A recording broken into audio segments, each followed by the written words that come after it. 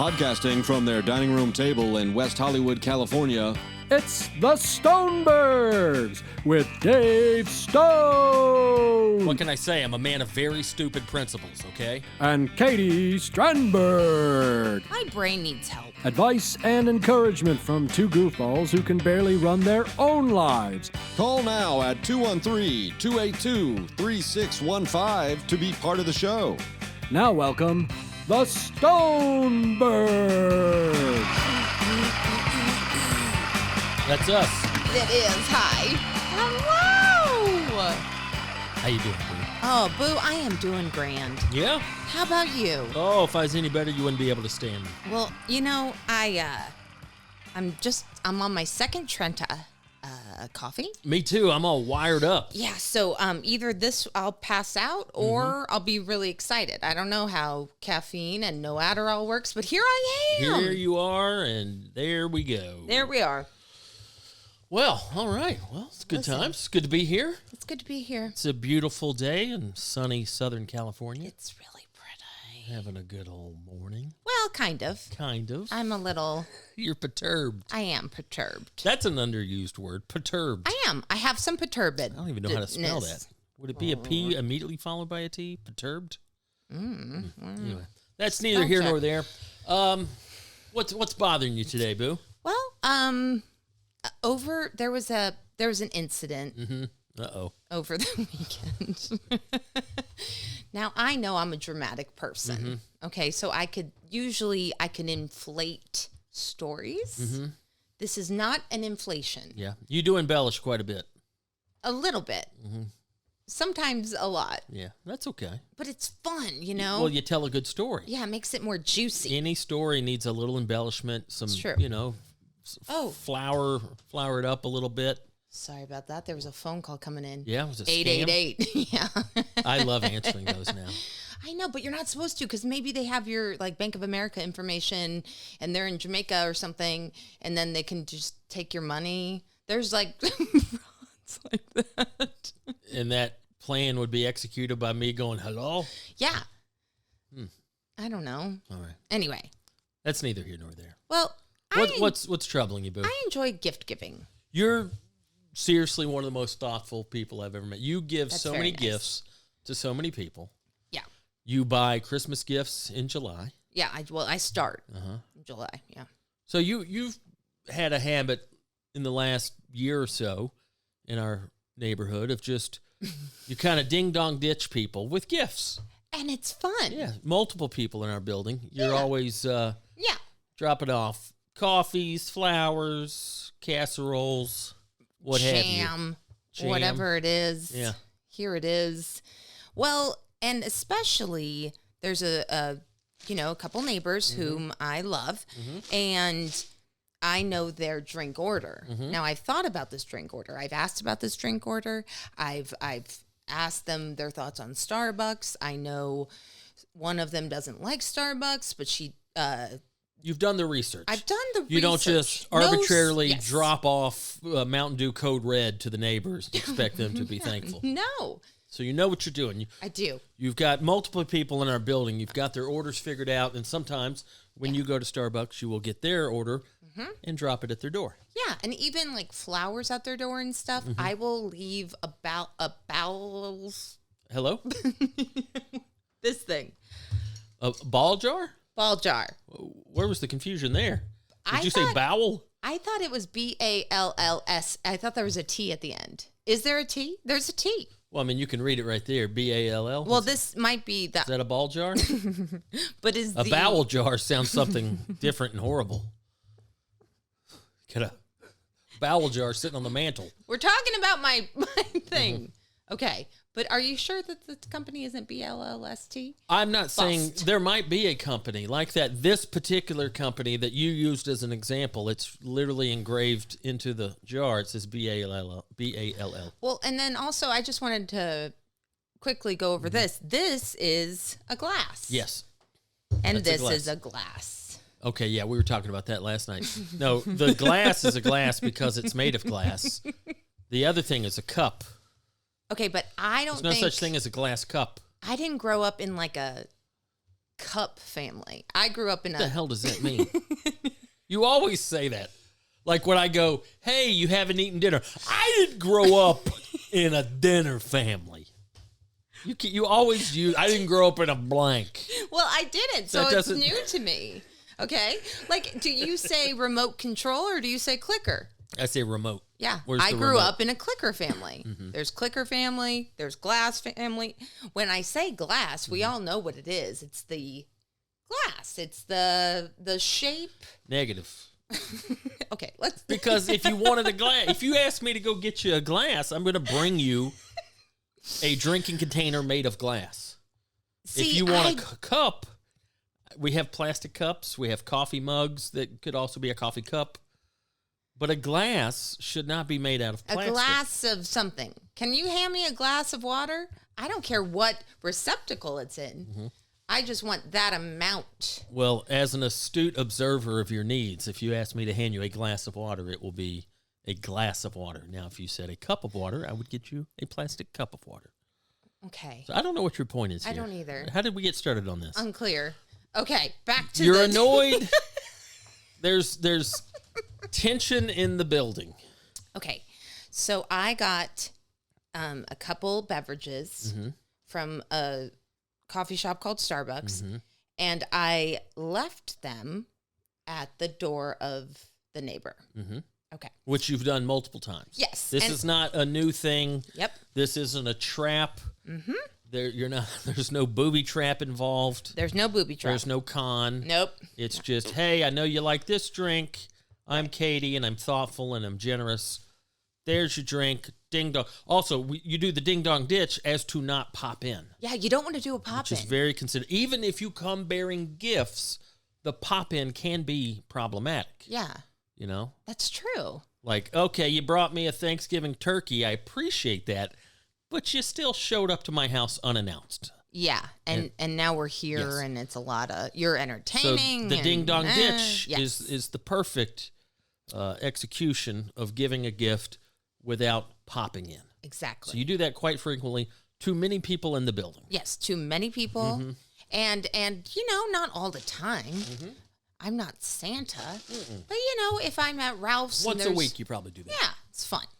Okay, so left the things, and then you also left something too, like a fun little thing you made. Yeah, we'll talk about that later. I've been on a jam making kick. Yeah, jam Been journey. making so much jam lately. I know. Very excited. We'll talk about that later. So you got some teas, Got and some. I dropped off some jam. Yep. And where's the problem? Okay, so I get a thank you. A text? Yes, I get a thank you, but it was it wasn't like a normal text that I get. So it was a thank you, and then like a weird owl emoji or something. And I was like, okay, cool. All right. It's a little short, but all right. Then I got a text later asking me to for a favor, which was a very nice way of being diplomatic. But when dropping off any items, to knock and or text. So you got instructions on how to properly give gifts Okay, to so- these particular people. Yes. Now, this might be First of all, we did knock. well. You I did dropped the it drop off. off. I knocked. You did the I drop off. wouldn't- I don't know if you just Why threw would the you, teas at the why, door. Yeah, why would you drop off a gift and not knock? Yeah. Because I don't want to just sitting out there for any Tom, Dick, and Harry to walk by and Jack, you know? Yeah, we don't want them to get their teas drugged. No, there's no, and it's enclosed. This isn't outside. You know, the door is enclosed, their front door. You know, it's a nice, anyway. So you did something thoughtful and generous, and then you got notes on it. Well, it really made me feel a certain way. And I think it made me feel like I was in trouble for giving a gift. And so immediately I took that text as like, they hate me and I'm never going to see them again. There's an easy solution to their grievance. Okay. So yes, I know what you're going to say. No more gifts. Nothing for you. Okay. But seriously, no, I understand your annoyance. That would be like I ask a buddy for a loan. Hey, can you loan me a few $100? And they do so. But then I'm like, next time, could you make it all 20s? Yeah. You gave me hundreds. I need 20s. Well, or I could just not give you anything. How about that? Yeah, it was an odd exchange. I wasn't used to the exchange. And then I learned about myself that I don't like being told what to do. Well, of course not. But I think we're all that way to a certain degree, but especially when you're doing a unsolicited kind gesture. Okay. It's not like they asked you for a favor or asked you to return something. Right. And then you did it wrong. Yeah. Just now, if you don't want the gifts, that's one thing. Now, I think that's what it is. We talked about that. Yeah. If the shoe were on the other foot and once a week a neighbor dropped off a nice cold Pepsi for me, you know? Hey, that's thoughtful. Who doesn't like a nice cold Pepsi? But eventually it's like, hey, I'm off sugar. I appreciate the gesture. Right. And I'm not going to say, could you get me a Diet Pepsi? I might just say, hey, I appreciate that you don't have to do that. I'm kind of off sugar. Right. But what could have been the problem in this example here? Like, okay, so here's the only that they scenario. like to drink. Yeah. No sugar. Yeah. None. Yeah. You got them iced tea. Yeah. No sugar. Yeah. I think I know what happened. If I had to guess, all right, I sat the two teas at their front door, but I didn't booby trap it. I didn't sit it on the handle. That way, as soon as they turn it, boom, and it dumps on their head.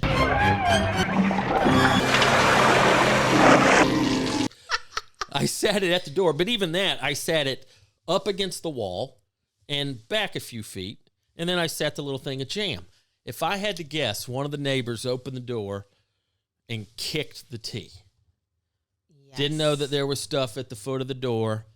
Opened the door to leave, to go wherever. Probably didn't hear the knock, even though I knocked. You did knock. But there was, There was no, but I dashed. I didn't stick around to wait because that's the whole point, ding dong dash. But in this scenario, I'm assuming that maybe somebody didn't know the tea was there and they kicked it over and they're like, what the hell is this mess?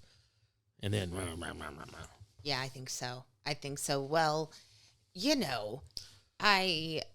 But again, I didn't rig up a booby trap.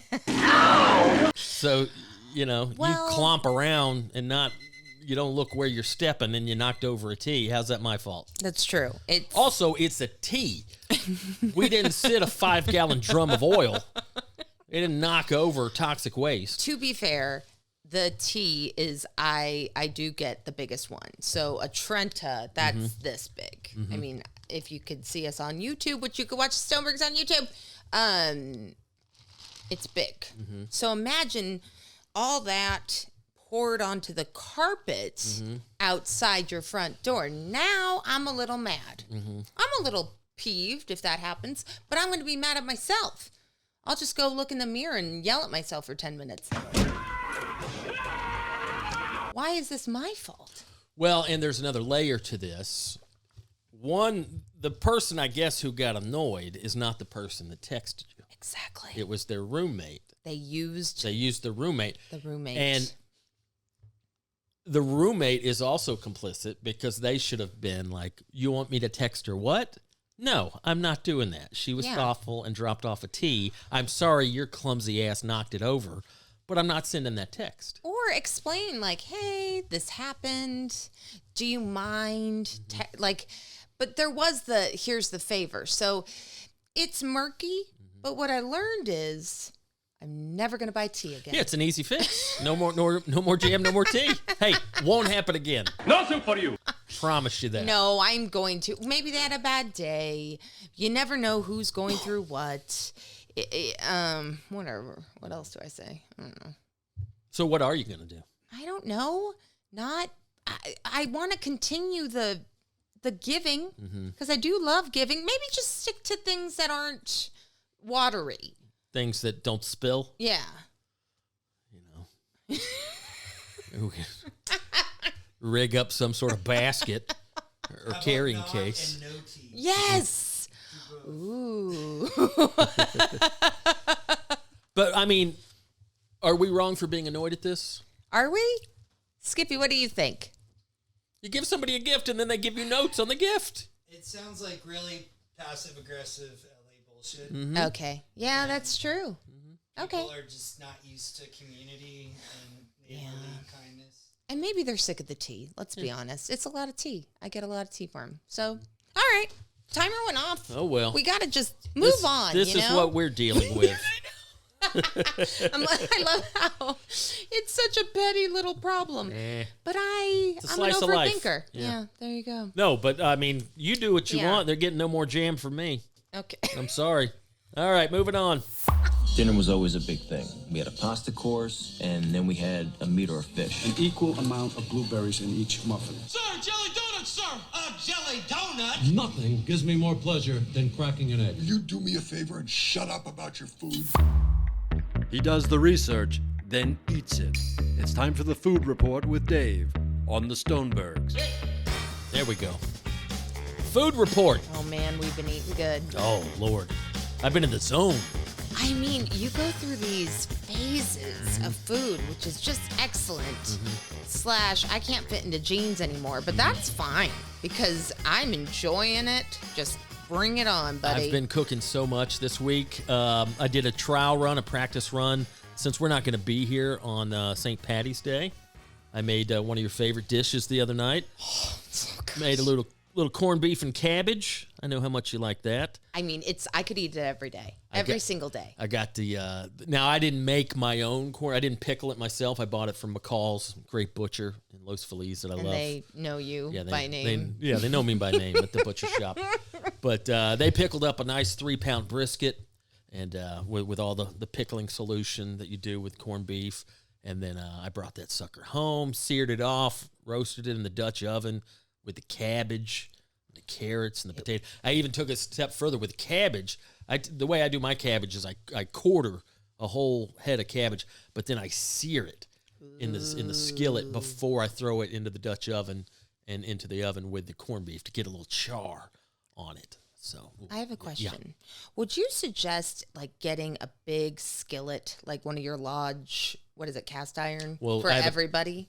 I think every cook should have a cast iron skillet. Yes. That's a good buy. Like a 10-inch, maybe a 12-inch. Yeah, 10 inch is what I have. It's and it'll last you. It'll last longer than I will if you take care of it. So yeah, but so I have the cast iron skillet, but then I have a Lodge Dutch oven, which is just basically a big heavy duty pot with a lid. Got it. Different. I think it's made out of ceramic, but that's what I cook all my stews and everything, or braising. Essentially, I guess. I don't know. It's kind of a half roast, half braise with the corned beef because it's in there with the onions and the carrots and the potatoes and the cabbage, and then I put some Guinness in there, and then put the corned beef on top. Put the lid on, boom, in the oven. So I did that. I've been doing. I learned to make jam. You really have out of nowhere. Out of nowhere. Well, because jam making. I've been in a biscuit mode lately. Yeah. Oh, this is big news, too, part of the food report. All right, I've been making biscuits for years, and listeners of my old podcast, The Boogie Monster, might remember that I used to give away that biscuit recipe, and eventually I put it on some merch. I had a T-shirt that had a biscuit recipe on the back, and then eventually I started my cookbooks that are still for sale. I have 3 different volumes of Dave's Kitchen Survival Guide. Volume 1 features my, I don't want to say legendary, but pretty good biscuit recipe. Big news, though. I've improved upon it. I've made 3 small changes to my biscuit recipe, which I am not going to reveal here. Because all this biscuit and jam news has kind of got me in the mood. I think I'm going to start doing pop-ups again soon. I love that. Under the moniker Biscuit Daddy. I love Biscuit Daddy so much. I'm going to be the Biscuit Daddy. Yeah. It's perfect. And I don't want to brag, but I will. My biscuit's great in the South. Yeah. Where biscuits are prevalent and part of the culture. Yeah. Out here, I've not run into a biscuit that can even touch my biscuit. People in California don't know anything about biscuits. Of course not. They don't. Unless it's like gluten-free and, I went to Millie's Cafe, free. that little fancy cafe in Silver Lake, and they make their biscuits in muffin tins because it's so cute. Look, it's a muffin biscuit. I love that, actually. It's so precious. But it's also so dry and flavorless. But you put all the butter on it and then just kind of shove it in. Oh, so many lame poser-ass biscuits. So I'm seriously thinking about starting my pop-up again. I talked about how I used to do that years ago at comedy shows. So I want to bring that back and then maybe expand a little bit. And I'm not going to start with a truck, but I think that's the goal. Yeah. Maybe, the 2 or 3 year plan is to get a food truck going and just biscuits. I love it. And to start, I've already got it figured out. To start, it would be a limited menu. Okay. It would be just my buttermilk butter biscuit with your choice of 3 different jams. This week I made strawberry and pear. Yes. I think I've got those. I made 2 batches of each separate days, like I approved upon it the second time. And then maybe a peach or a blueberry. But yeah, limited menu. So you pull up to Dave's Biscuit Daddy food truck. So you get your biscuit, and then you can get your choice of jam or honey. And then also you could get a sausage biscuit. Now, to start, I'm not going to do any egg, not going to do any other proteins, no cheese, just a plain. There's something beautiful about the classic plain sausage biscuit. Yeah. If it all kind of comes together just right, and then I don't want to say invented this. I'm sure somebody somewhere has put these 2 things together. It's pretty obvious. But what I call biscuit a la mode. So I've already got the biscuit, and I've got the jam. What if you're in the mood for dessert? Hey, guess what? I got a big old thing of ice cream down here in my freezer. Butter biscuit, vanilla ice cream, and then the jam, right? We take that jam, make 2 batches, one for the regular biscuit, and the same actual jam, I blend that up and turn it into a syrup. So the biscuit a la mode is biscuit, butter, vanilla ice cream, and then strawberry, peach, pear, or blueberry syrup. And it's all homemade. Boom, everything's homemade. Even the ice cream. And then once I get the truck, maybe then we obviously branch out to other proteins, a chicken biscuit, a sausage, egg, and cheese, a bacon, egg, and cheese, gravy biscuit. Oh, my gosh. But I think for the pop-up, it's a limited menu, butter biscuit, jam, sausage biscuit, or biscuit a la mode. Those are the 3 items. And then when I transition into a truck, we broaden it out. But I'm serious about this. I think I'm going to. I love it. I think it's wonderful. That's what I've been doing. A lot of jams, a lot of biscuits. Now, in actual food news, I wanted to mention this real quick. This this was a headline in the culinary universe this week. I don't know if you heard Wendy's probably number 1 or number 2 on my national chain fast food hamburger ranking. Yeah. Dave's Classic Double, real solid. And that's square. They do a square patty. But Wendy's has announced dynamic pricing, or for lack of a better term, surge pricing. Now, we know about surge pricing because of Uber and places like that. Like Friday night when it's real busy, the rates go up, which I never understood. Yeah, just starve till 10, and then just order after. But Wendy's, last week, they announced that starting in 2025, they're going to begin testing out a system known as dynamic pricing. And dynamic pricing, sometimes called surge pricing, is the practice of pricing a product based on fluctuating demand. And at first, people were freaking out. Yeah. They're like, wait a minute, and I don't blame them. Yeah. Like, but in Wendy's, they finally made it clear. They're like, no. To clarify, they have no plans, quote, no plans to raise prices and would not raise prices when our customers are visiting us most. Instead, dynamic pricing causes a price increase during busy periods. Their point is they're going to lower prices in slow periods. So that at first everybody thought, well, when you think of surge pricing, you think it's increased. Everything. They're like, we're not doing that. At least this is their story. We're not going to do that. We're going to lower it in the off-peak hours. So it's like happy hour. Yeah, like a happy hour. Interesting. So So how much is the surge going to be? I don't know percentages. Right now, the Dave's Double, if you just get it a la carte, it's about $6. So with a combo, it puts you up around 10 or 11. But all right, and we've talked about this before with airlines. Yeah. What airlines? Now I don't know the exact math, but let's say they got 100 seats on their plane. Yeah. They always sell more tickets than they have seats. Yep. What? So it's not good enough that you just sell. What other business can operate like that? That'd be like if you did pre-orders for Dave's Biscuits, and I sold 120 pre-orders but made 100 biscuits, and then 20 people are just shit out of luck. That's what airlines do every day. They sell more, and their justification is, well, based on our research, X amount of percentage of people don't come to their flights. So what? You still have that person's money. Yeah. Now the people on the plane just have a little extra elbow room. but they're so greedy. They're like, well, because not everybody comes, we're going to sell. What a terrible way. But anyway, Wendy's right now, their dynamic pricing, they claim it's going to lower. But I think that's just... I like the dynamic. I think that's what they're just feeding us right now. Oh, Dave, be careful. Mind your own business. Attaboy. Well, the dynamic pricing, I feel like, is like, ooh, do I get diamonds with my chili? I love their chili. Oh, sorry. It's really good. Chili is garbage. Oh, no. It's straight garbage. Oh. You've had my chili. I have. But I just, if you're in a hurry and yes, you're like... if you're in the market for fast food chili, sure. Wendy's chili has more meat than my daddy's chili. Chili's not something that should be skimped on. I am sorry. Let's not get into the chili That's all right. talk. I understand. We're gonna... Oh, boy. Anyway, there's your food report. Yay. That's what's going on. Oh, well, we'll get to that. He's wanting us to plug the shirt. We'll do that later. There's my new shirt.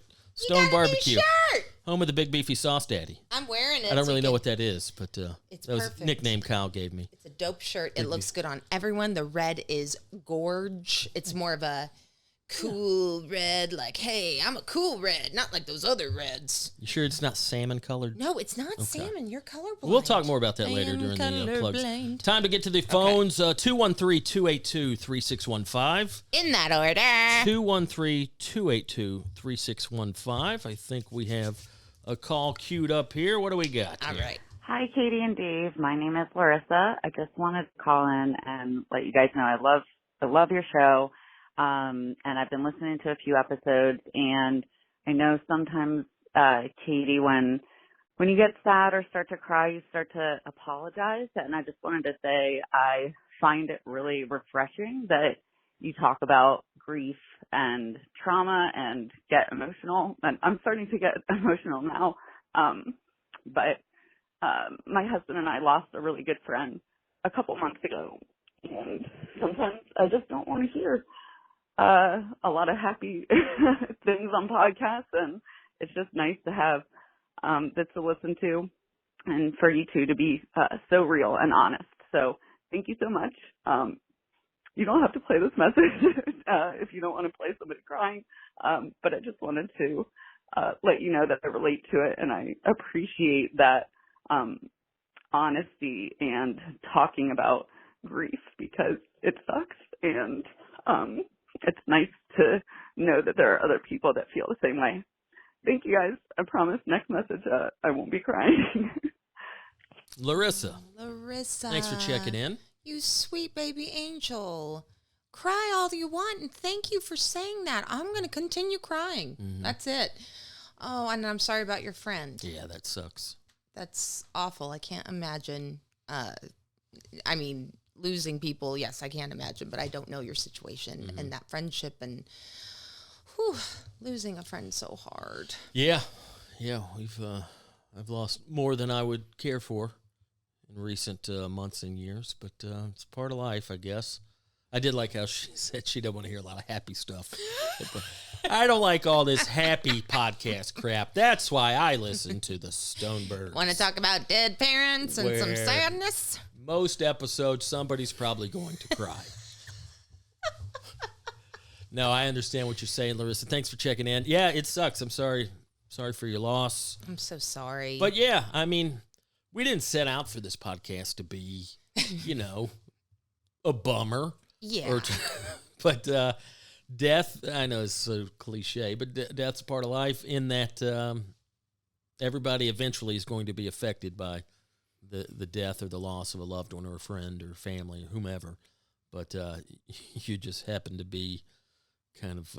I'm on the fast track. You're on the fast track. Well, my parents had me when they were friggin' old, Way to go, guys. I should have had 10 more years at least. Yeah. Oh, well, I'm good. Your parents were about 40 when they had you, right? Yeah. I was surprised. They wanted to abort me. Well, no, not my parents. Yeah. Sorry, the doctor. The doctor? Why? Because they said I was going to be, not okay.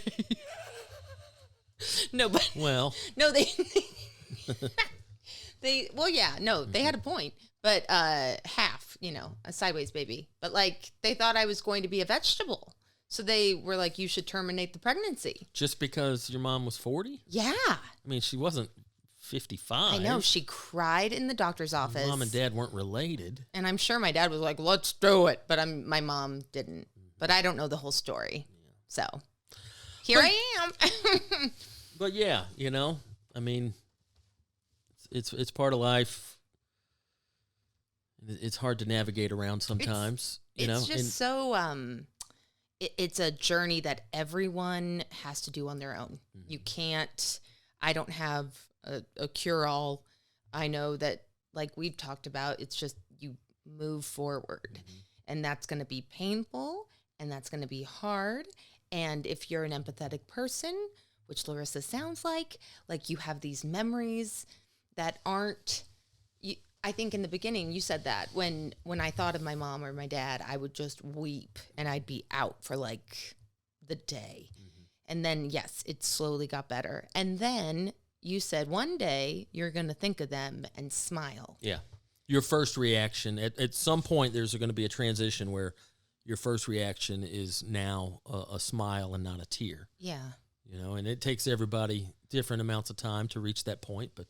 And I got there with my don't. dad. Yeah. My dad passed coming up on 6 years ago. And, for the first few years, when he would pop into my mind, the first thing was sadness. But now it sincerely is, happiness. Like, I'm sad that he's gone. But when I think of him, my first reaction is joy in that, at least I had a good dad. Yeah. I have great memories of my dad. And we're both lucky in that regard.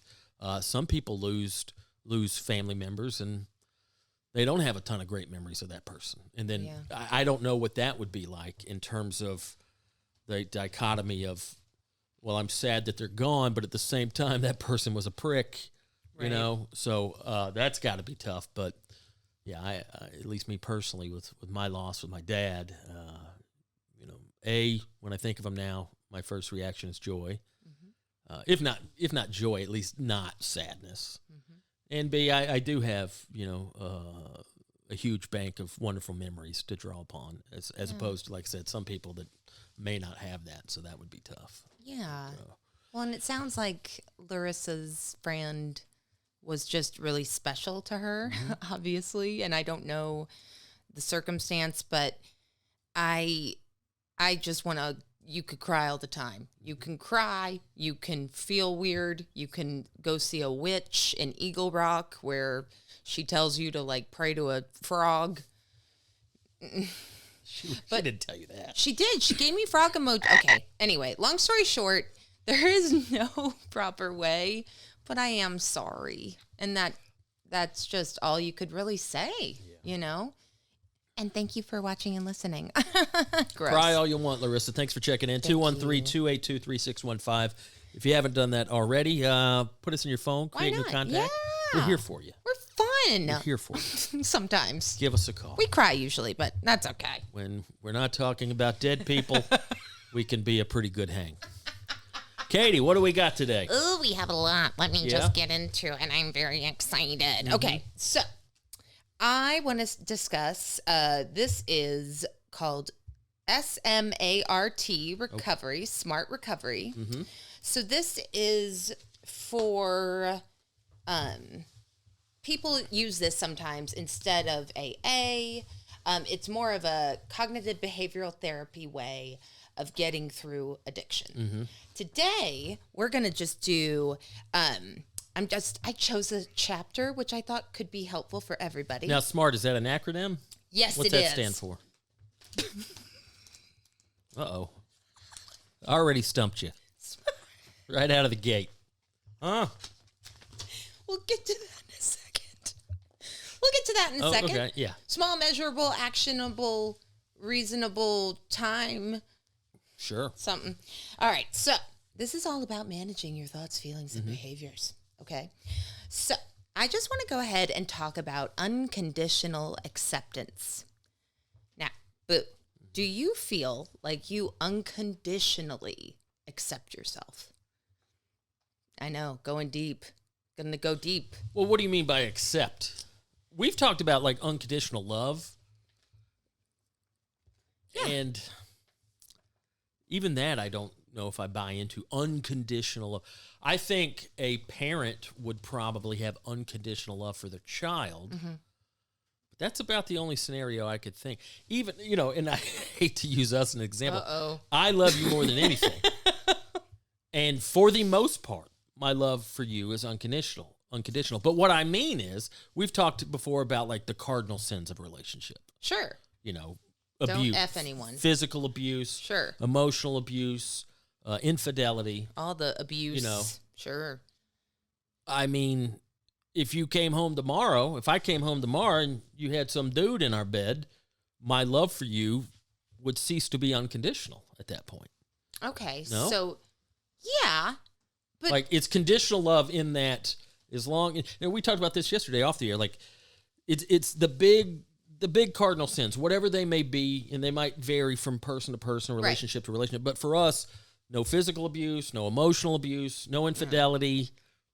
That's about all in terms of the big problem areas. Yeah. So we just stay away from that. All the little stuff, we can figure that out. Well, the cup situation, I don't know. The cup situation. Oh, yeah. Glass All the cup. little stuff. But that's stuff that we can work through. But like, as long as we, so my point being, unconditional love in the context of a relationship or even a friendship, you know, I've got friends that, you know, oh man, it's just one of my favorite people in the world. But, you know, if he stole my car Right.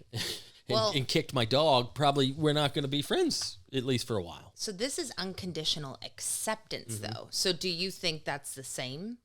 Well, what do you mean by acceptance? I asked you and then I cut you off. Oh, sorry. So adopting unconditional acceptance can be a key to overcoming emotional problems associated with addictive behaviors. This can also be a life skill that will help you long after your addictive behavior is behind you. It is something we already know.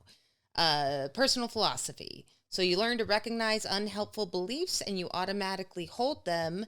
And okay, this is hard to explain. All right, we're just gonna listen. But what was your initial question? Do I have Do unconditional? you have unconditional acceptance for yourself? I mean, I don't know what that means. Yeah.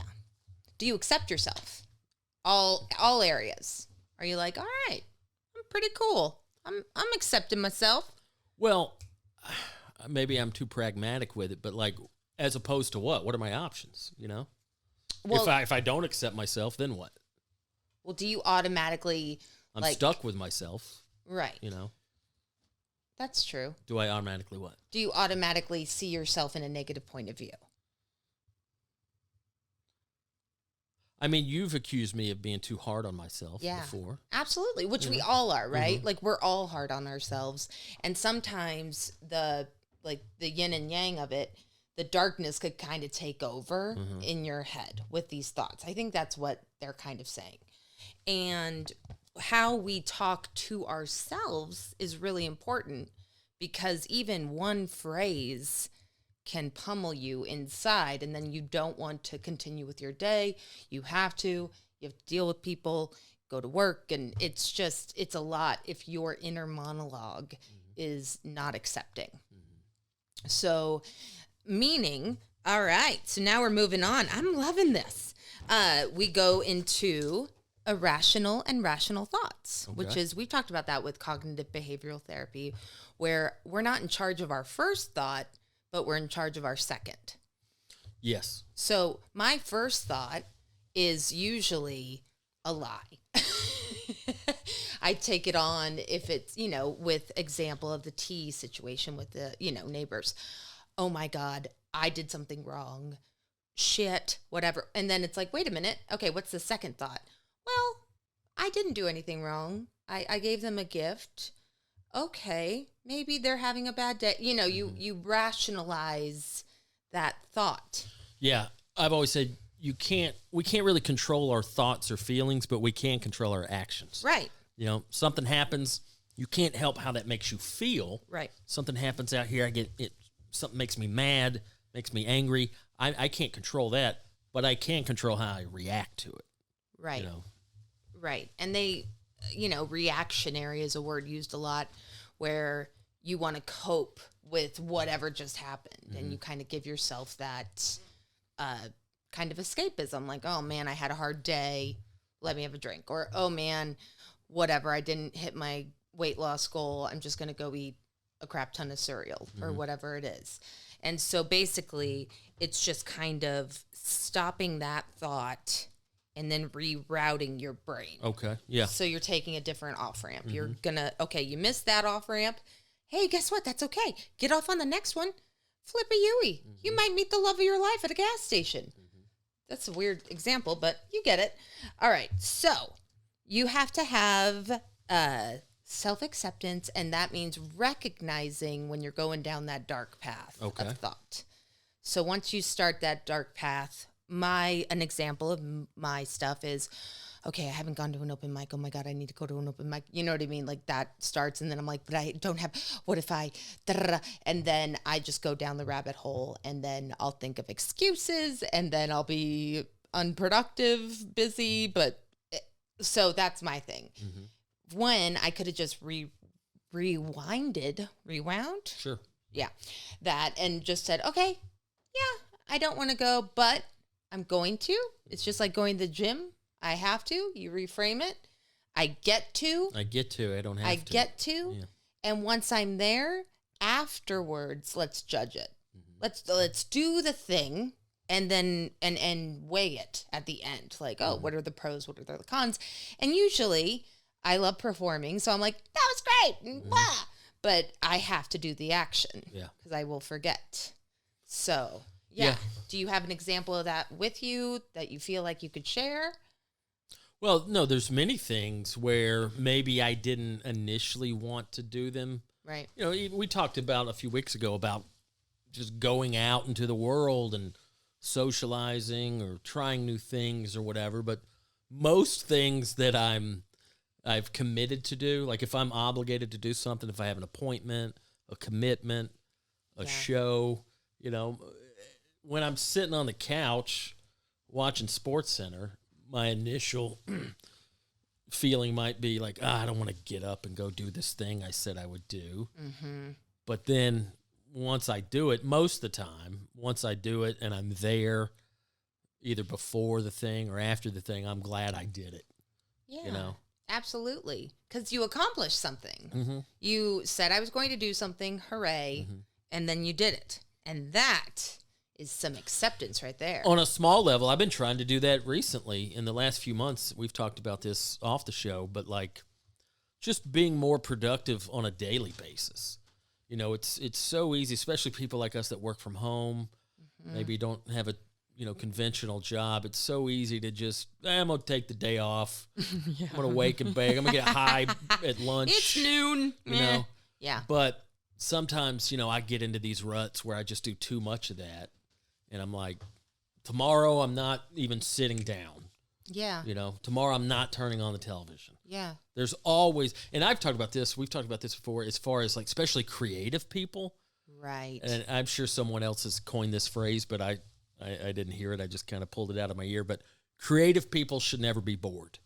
Creative people shouldn't be allowed to be bored. And what I mean is, if you think you're bored, if you got nothing on the schedule today, there's always something to do creatively. Yeah. If you're a writer, sit down and write. If you're a musician, write a new piece of music. If you're whatever, creative people, there's always, if you got a podcast, there's always something that could be done to improve the podcast. Yeah. There's always something that could be done to improve my stand-up act. There's always something to do. You just have to search for it and find it. Yeah, absolutely. And I'm sure that applies to non-creative people too. Non-creative people, I'm sure there's always something you could be doing. Go clean the kitchen. Go walk your dog. Go whatever. Change the oil in your car. Do something productive. I think everyone's creative. I really do. I think everyone has like an artist in them that they can, and I know that sounds so new agey, but I do. I think you could be creative in so many cool ways with organizing or with, wrapping presents or whatever it is. But you do have a point, all the points, great points. But I'm just saying when you feel stuck, doing, like you said, anything will be get you out Small victories. of that. So it's like, okay, I'm just going to finish the dishes. I hate this. I'm going to set a timer. I'm going to do it. Then it's done. And it's like, oh, okay, what else can I get done. This feels kind of good. So it's very, very small steps. So I wanted to just go over statement exchange, which is what this chapter is focusing on. So instead of saying or thinking, I must be perfect, you could say or think, I really want to do well. Interesting for those perfectionists out there. I'm not a perfectionist at all, but someone. Didn't we talk about this a month or so ago about rephrasing things? Rephrasing. To make them positive, not negative. Absolutely. Yeah, go ahead. Okay, so then I'm just going to keep going. Sure. Okay. Instead of saying or thinking, I am terribly anxious, what would you say instead? Instead of I'm terribly anxious? I will give you a cue. It's I feel like I need to be less anxious. Okay, close. I feel concerned. I feel concerned. Instead of saying anxiety, which you're labeling. So this is all about labeling things. You're an addict, or you're anxious, or you're negative. That is in your head. And that, I think, my feeling on it is you're just saying what you aren't good at or what you are afraid of being. And to me, it's like, okay, give yourself some grace. I feel annoyed, not I'm really angry. I am versus I feel. Okay. Because feelings aren't real. That's not reality. That's your feeling. That's how you took it, for sure. That's valid. But look at the reality of the situation.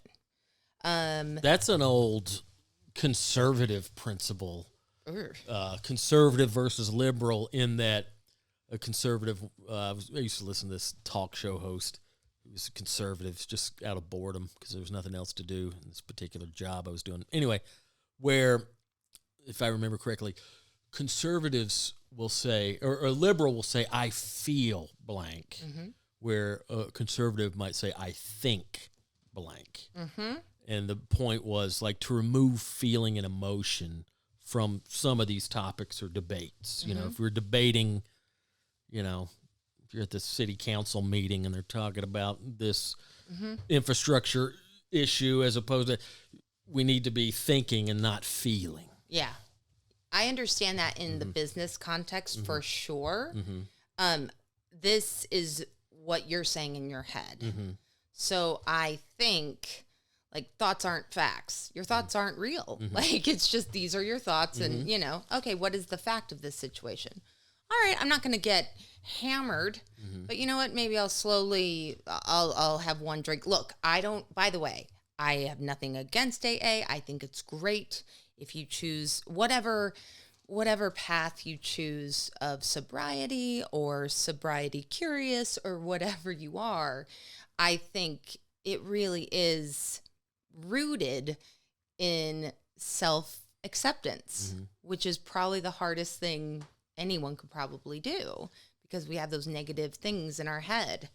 I say this all the time. Everything is terrible.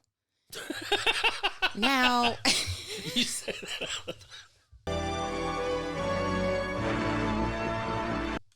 You don't say that. I do. Well, I'm dramatic. So, for example, if I can't find my iPhone charger, because I never charge my phone at night, because I don't know where my phone is, because the green case. Anyway, long story short, I will react and I will say, everything's horrible and I want to die. And that's not normal. No. And that kind of isn't true. I don't want to die. Sure. And everything is great. I just can't find a charger. So if I think everything is terrible, you know what? Things aren't the way I want them to be at this point. So instead of screaming, I want to die, everything's terrible. Things aren't as bad. What is it? Not the way I want them to be. It's hard to remember. It's hard to remember. I'm really hurt. I feel sorry. I like that. I feel sorry. I'm really hurt. I do. I feel sorry. Okay. Oh, feel sorry, like... That's the instead of. So instead of saying I feel hurt, because that makes you, I think, a victim, right? You say, I feel sorry. But doesn't that imply that you're apologizing for something? Yeah. Okay, well, they're not all great, but, it's made by humans. So my thing is this. There's the ABC method. A, your initial thought, right? So it's like, okay, that guy's an a-hole. He just cut me off. Okay, B, what is the situation really? Okay, yeah, he did a right turn. He did cut me off, but it's not the end of the world.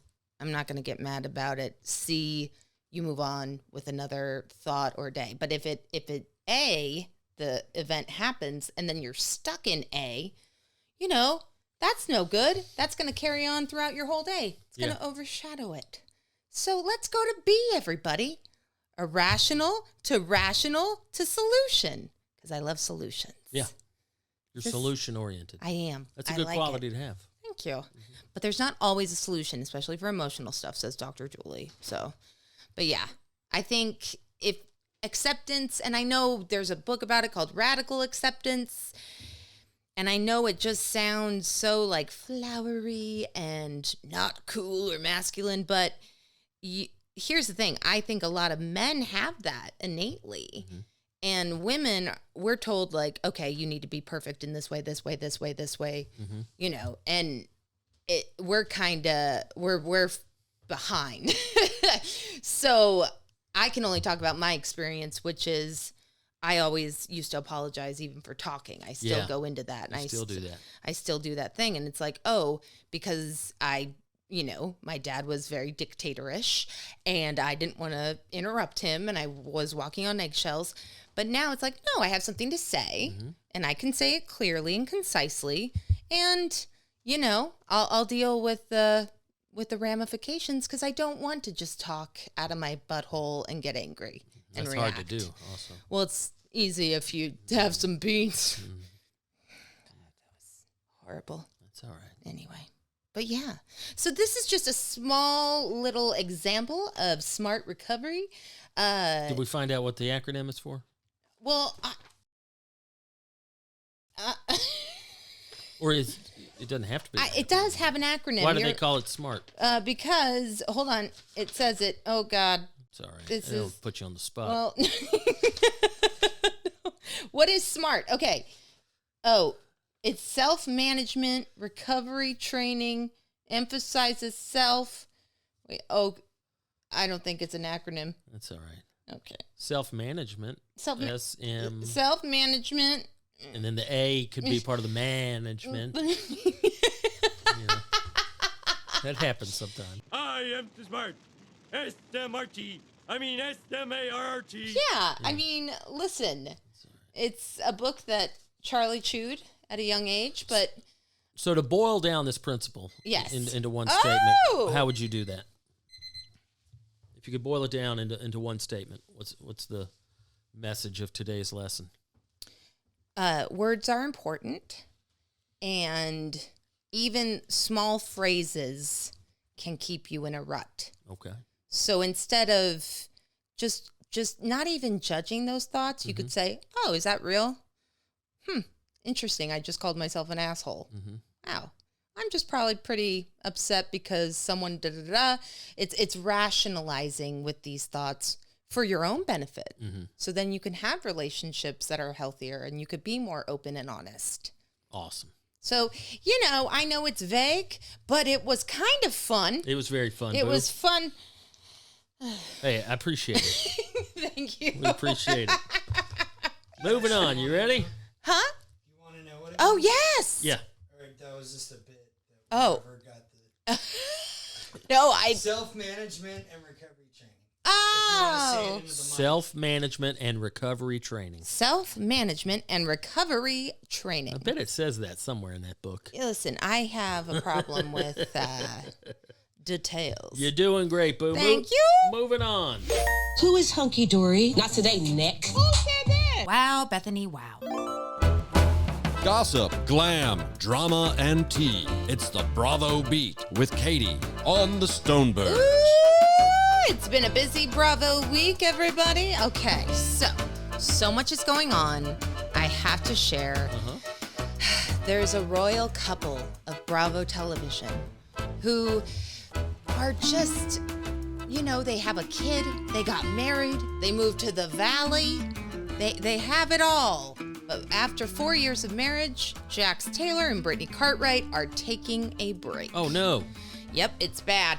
On their Instagram stories, let me tell you, people noticed that Brittany's Instagram story in the morning was in a different place. Oh, shit. Like a different house. Oh, no. As opposed to Jax's Instagram story, which was at his house. Oh, damn it. Now, Jax, let me just go ahead. He was the original Tom Sandoval before Tom Sandoval was Tom Sandoval. Okay. He was And original. explain that to us who just don't a know or care. Scumbag. Or care. Hello.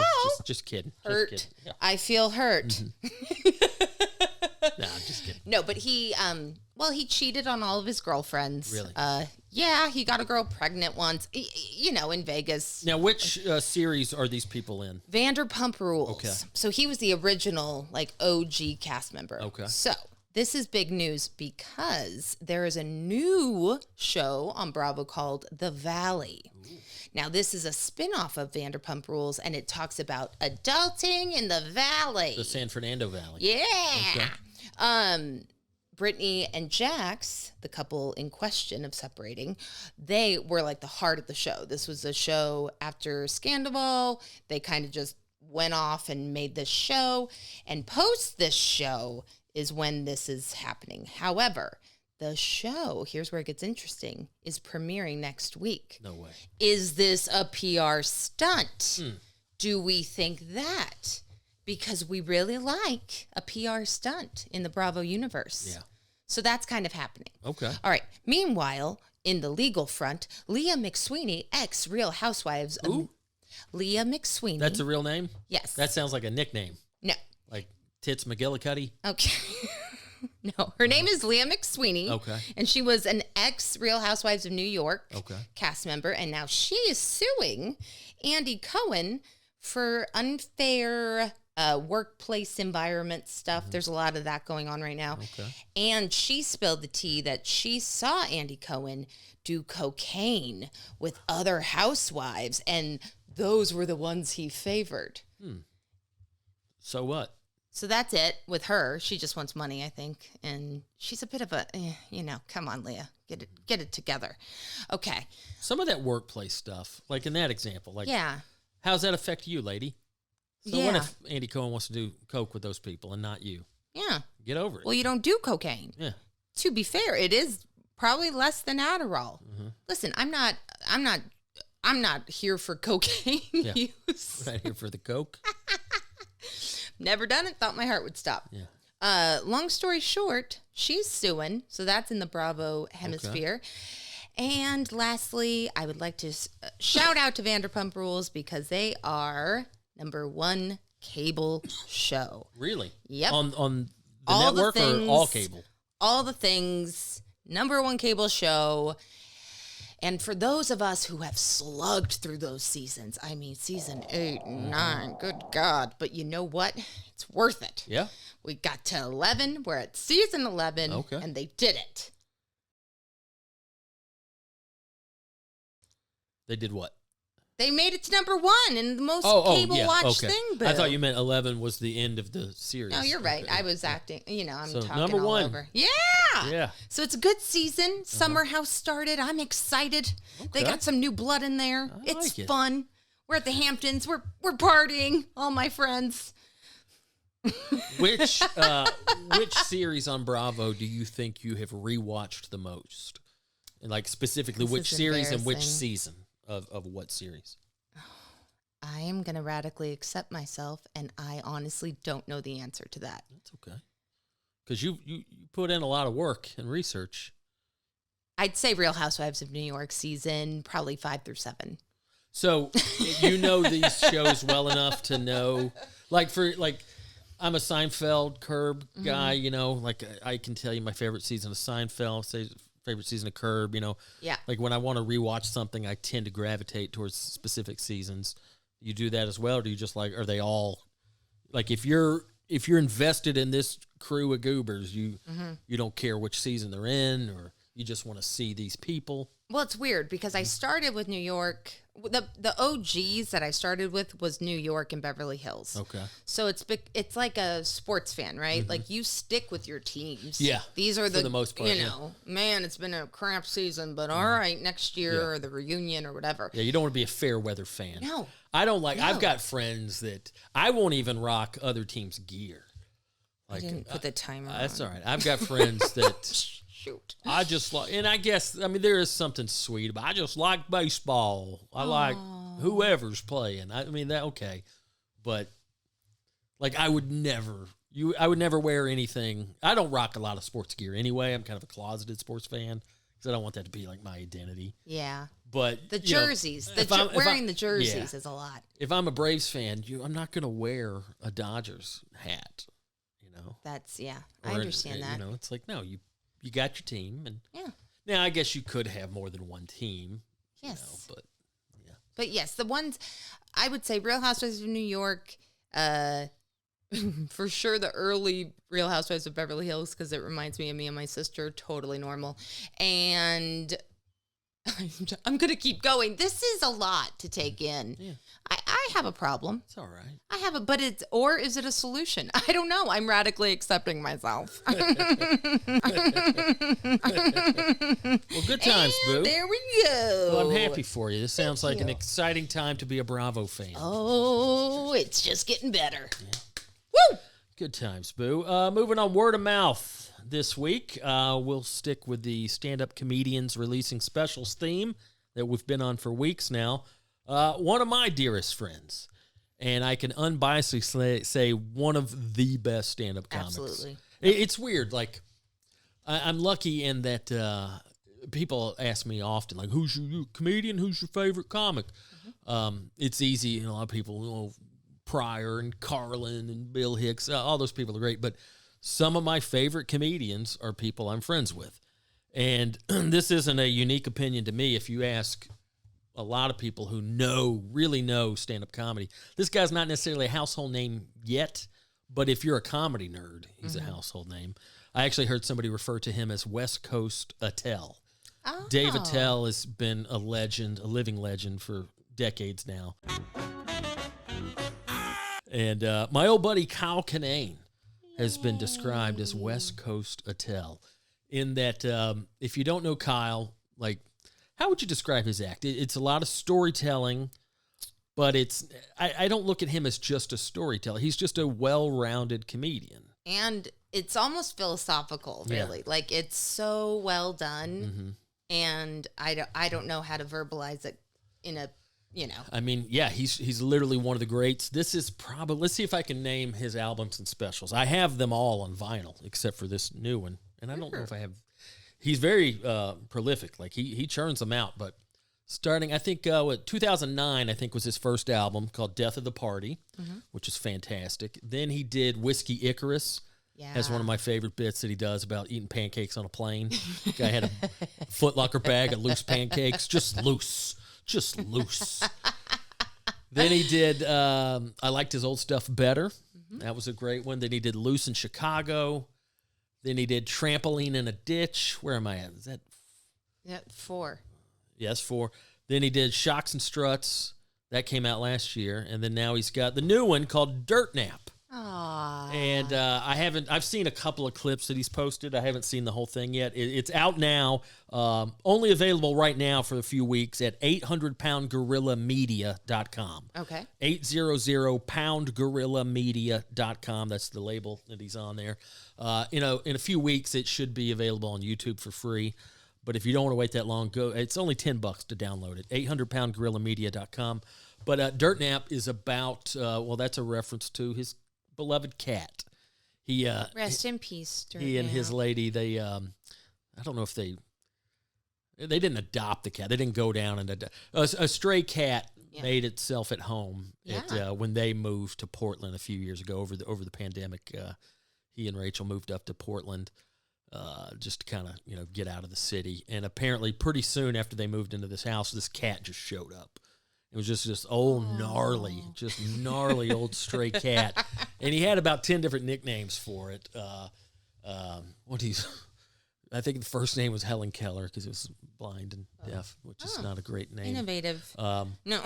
They weren't sure of its gender, so for a while he was calling it Jenny Nooch. Jenny Nooch. But then I think they settled on Dirt Nap, which is kind of a self-fulfilling prophecy because recently the cat passed away. But I think they took it to the vet one time, and then the vet was like, I think this cat's like 20 years old. But he did love that cat, and now he's named the new special after that cat, Dirt Nap. And I did see a clip this morning about something about his dad drinks a glass of milk every time he eats a steak. And he's like, what, are you trying to put it back together on the inside?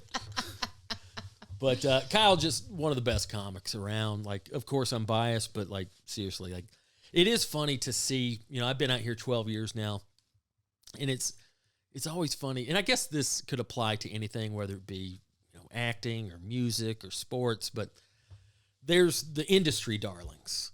There's this guy's got a lot of heat. This guy, this lady, you got all these industry darlings that are, it doesn't necessarily mean they're wonderful comedians. It means they fit a profile that the industry is looking to fill, you know?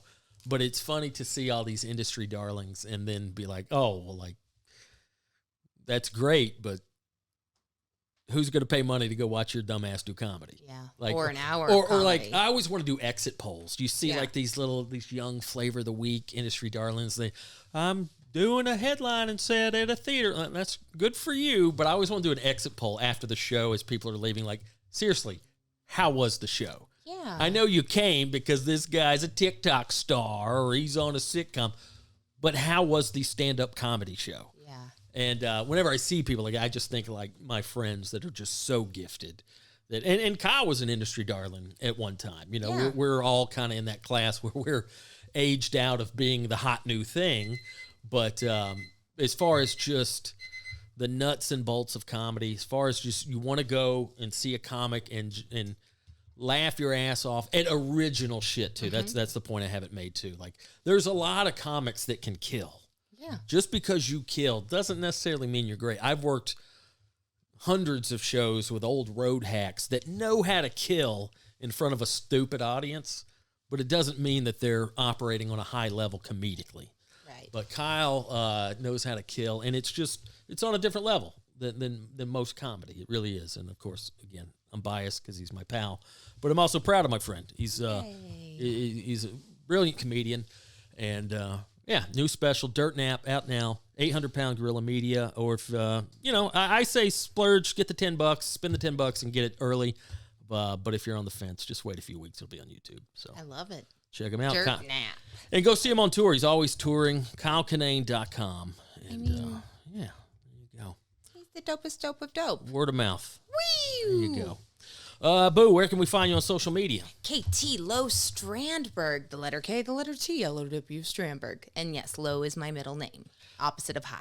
I always forget that we have an Instagram as well, the Stonebergs podcast. We do. Yes, the Instagram.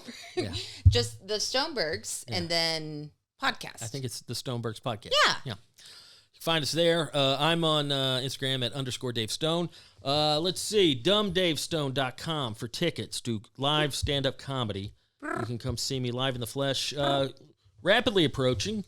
March 15th and March 16th. I'll be at, good Lord. I was doing the Macarena There and I you thought. go. March 15th and 16th, I'll be in Eureka, California at Savage Henry Comedy Club. March 19th, I'll be in Portland at Helium Comedy Club. That'll be fun. And March 21st, I'll be in Chico, California at the Sierra Nevada Big Room. Those tickets are on sale now. New dates, not quite on sale now, but will be soon. May 13th, looking ahead to May, I'm in Taos, New Mexico at Soldados. May 14th, I'm in Trinidad, Colorado at the Trinidad Lounge. And May 15th, I'll be in Denver at the Bug Theater. Tickets will be on sale hopefully next week for all that. Also, May 15th through the 19th, I'll be in Manitou Springs, Colorado at the Manitou Comedy Festival. There you go. We mentioned earlier new merch. Yes. I got a new shirt here. Speaking of Kyle nicknamed me the Big Beefy Sauce Daddy. Yes. And there's a reference to that in my special, Pack a Lunch. And I've always wanted, I love restaurant t-shirts. Like whenever I go to like a cool restaurant and they sell merch, I always try to rock that, to get it. And I've always wanted my own barbecue spot, even though now I may have to change that to Biscuit Daddy instead of Stone Barbecue. But yeah, they're red. They're I hope they're not too red. No, I don't think it's too red. I think it's I'm colorblind. Perfect red. You are, because it'll look good on any skin tone. Mm-hmm. This is like the hot color, everybody. Yeah. And it looks vintagey. It's fun. It's flirty, and it's fabulous. There you go. And if you want one of those, majority of those I'm going to sell on the road at the merch table. But if you want one, Stonebergs listeners, just holler at me on my Instagram. Message me in _ Dave Stone, and we'll work out a system. $20 plus shipping. 25. Yeah. $25, no shipping. $100. It's usually about $5. $107. I think it's worth $107, but let's do $20. But also I want to mention they go up to 4X, and 2X and above you get the big boy discount. As a big boy myself, I'm a 2X. You always have to pay more. And I get it because there's more fabric. There's more labor involved. But us big fellas and the ladies, if there's any big ladies or of course. Big non-binary, whomever, big people, we're accustomed to having to pay more for our shirts. So I'm going the other way. Yeah. 2X, and they go all the way up to 4X. Yeah. Sorry, 5X, folks, but 2X, 3X, and 4X, I'm going to knock off $2. There we go. I'm going to eat that. Actually, they cost me more. Right. But out of principle, I'm going to eat that difference. No pun intended. Maybe that's why I'm a 2X, because I eat too much. Woo! But 2X and above, we're going to knock off a couple bucks. Big boy discount. Big person discount. You're doing the opposite of Wendy's. Mm-hmm. That's what you're doing. That's right. You're not doing surge pricing. Dynamic pricing, indeed. So there you go. Okay. Pack a Lunch on YouTube. Check that out. Also, if you want the vinyl, 2 LP colored vinyl, that's available at blondemedicine.com. Also, I've got a few of those too. So I tell you what, you want a shirt and a vinyl or a record? I know you're not supposed to call it a vinyl. As a record guy, I should know that. But if you want the vinyl and the shirt, we'll work out a deal. We'll barter 2 for $100. Yeah. So just kidding. That's surge pricing. Mm-hmm. Yeah. Boo, always a good time. Oh my gosh, it's been so fun. Thanks for being you. Oh, thank you. And thank you guys for listening. We love you. Bye.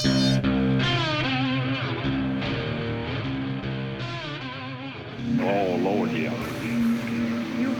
Okay, thank you.